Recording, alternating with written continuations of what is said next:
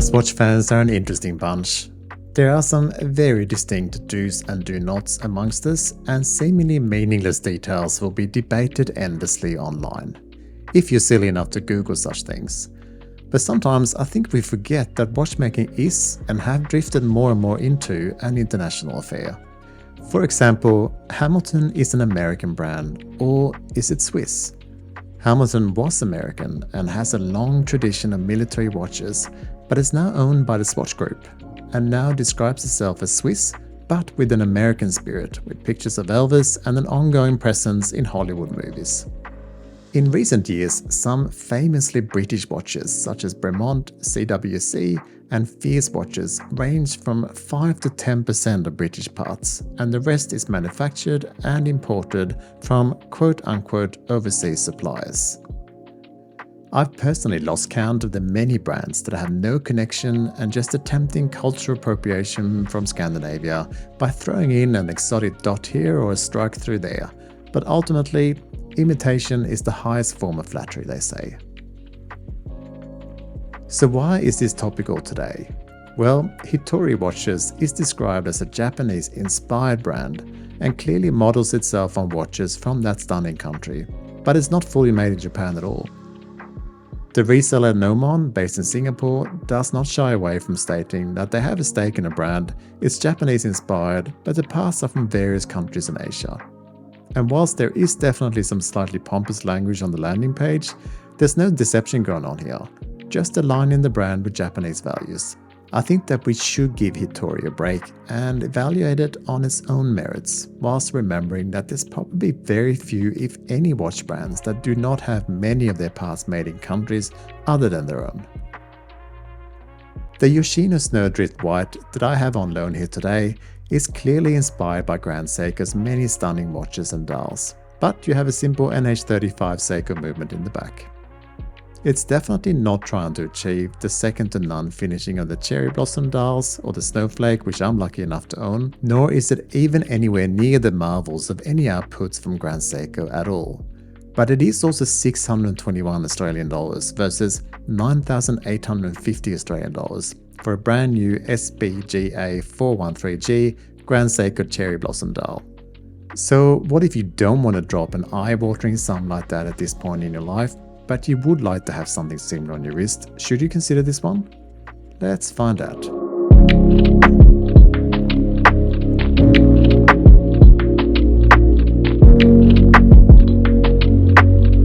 So, wherever you stand after that intro, you're still here and obviously keen to check out this watch in more detail, so let's do just that.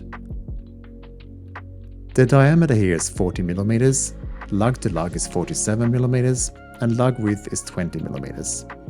It's 12.2mm thick, and sized up for me it weighs 142 grams. We also get a reassuring 100-meter water resistance, so it's pretty ideal so far.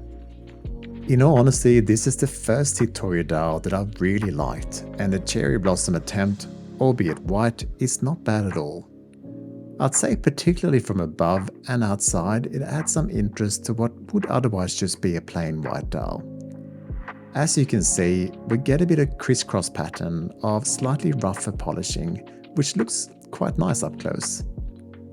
What I will say is that to me, this dial is much more like a full moon, since from many angles it simply creates slight blotches of light grey on a very light surface, which from a full moon perspective would be a really nice effect. If this is my creation, it'd be called a moon watch for sure, but that would have Speedy fans up in arms also, and we can't have that obviously. At under the 12 we get an applied logo which is supposed to stand for one person, but however you interpret the characters, I've read that there is some contention here, they sure look beautiful. At just above the 6, we get the Yoshino Automatic, which is actually, as far as I can determine, carved out from the dial and then colored blue. It's quite impressive. What I will call out here is that the Japan movement and NH35 print is poorly balanced and should just be removed. We do not need to know that info here. It's a $75 movement after all, and definitely not if it's going to be placed in this manner. The double indices at 12 and all the other indices and hands are all brushed, which is a good decision. If you try to take on Grand Seiko, you will lose, and it will be a bloodbath.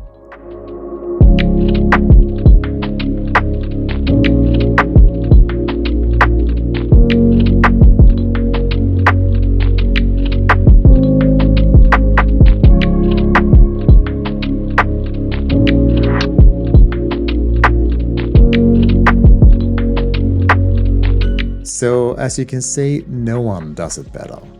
But these indices do still catch the light well and are quite visible due to that, despite being rather slim and set against a very light background.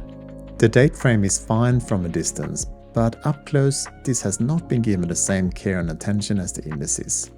This is only visible under this sort of extreme macro, so do not dismiss the watch for this small error, but it is what it is. Covering all this goodness is a thick protruding sapphire crystal. I believe a top hat style double dome, but please don't come at me in the comments if I got that wrong. There is also a good amount of AR coating. It enhances that minute track quite nicely from certain angles in my view. They've done well here with the case, I say. We've got an upper polish and matte mid case, and whilst this is steel, it almost got that greyish titanium hue, which I'm a big fan of. The transition from the lugs to the case is quite interesting to view from various angles, and not something I can say I've seen before, at least not this dramatic. It's more Omega Aquaterra than Seiko to me. Those long lugs that surround the case are gorgeous, no two ways about that fact at all. It's a very good looking case in my view. We also get a carved out signed crown, and it's easy to grip and unprotected. We don't get a quick release bracelet here, but we do get drilled lugs, so I will be able to show you other styles of straps shortly. The saying goes that fathers get daughters to atone for their sins, and I think watch fans get polished steel cases to atone for our sins, since they will seriously stay that way for 5 minutes until you start finding scratches. Flipping the watch over, we get a full view of the NH35 Seiko movement. And in a move that can't be described in any other way by me anyway than a bit of fun, we get a multicolor rotor customization and some specs. It's surprising to see, but I don't mind it. So this bracelet, the original bracelet on my Snowflake, came off in less than 2 minutes. It had polished titanium links with no scratch coating, a scissor clasp, and very poor micro adjusts. All good there, I love it on leather. This one has screw-in links, 6 micro adjusts, a signed fold over and super secure buckle, and all stainless steel that will take a beating slightly better than titanium. Does that slightly agricultural buckle design belong on this overall design? In my opinion, probably not, but it is described as a sporty watch, so I'll leave that for you to decide. What is good though is the drilled lugs, so let me show you what it looks like with some other strap options that have been loitering around in my boxer straps.